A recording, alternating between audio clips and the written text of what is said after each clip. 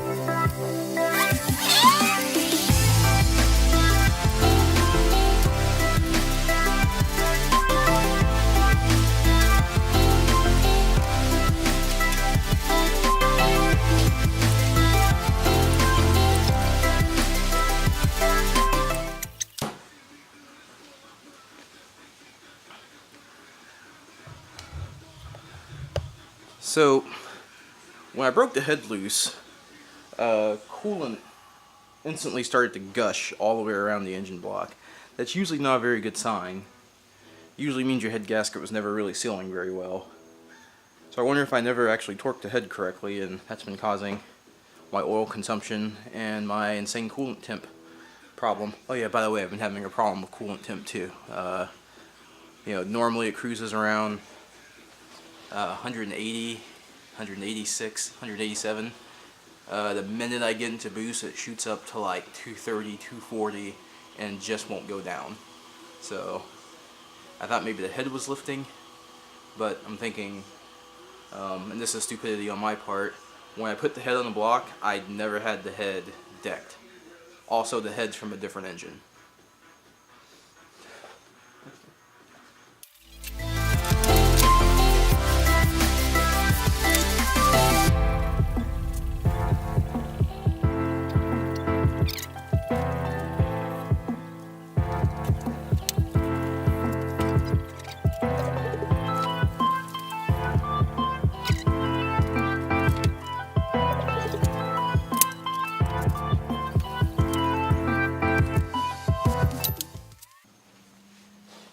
Here's the herniated disc.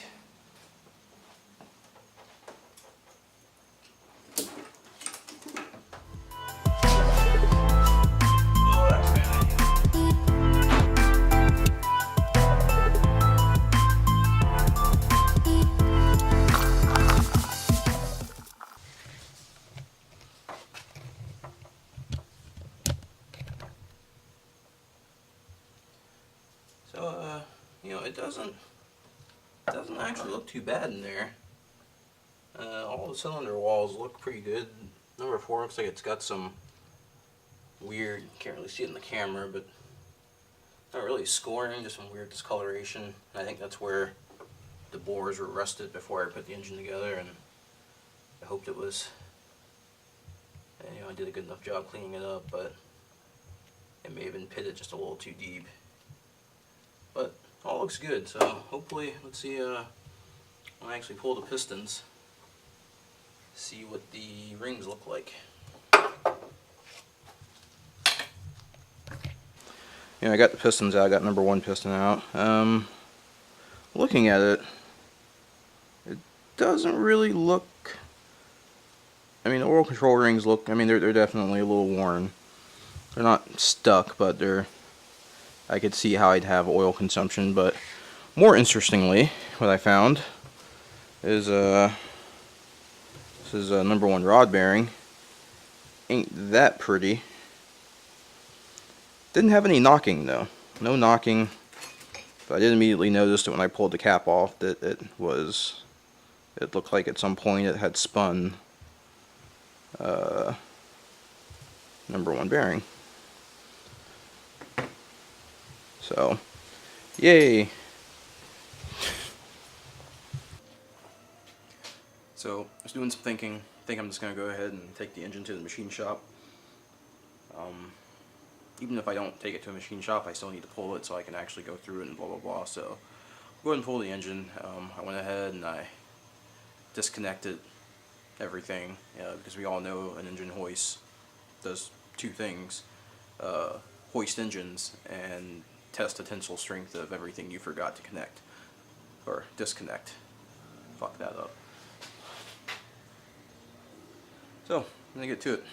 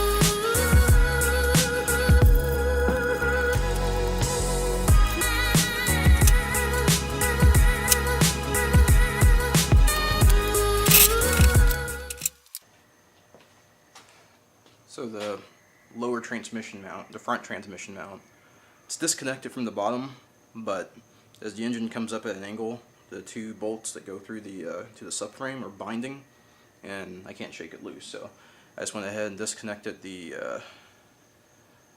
It's a 2-part mount, and I just took the bolt out in the middle to disconnect the mount.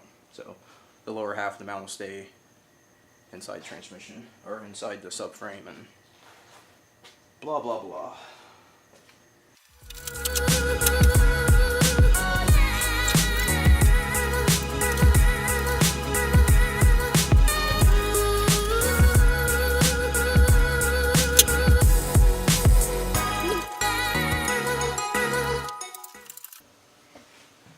Sorry for the breaks. The camera, for whatever reason, just stops recording, so sorry if you missed anything.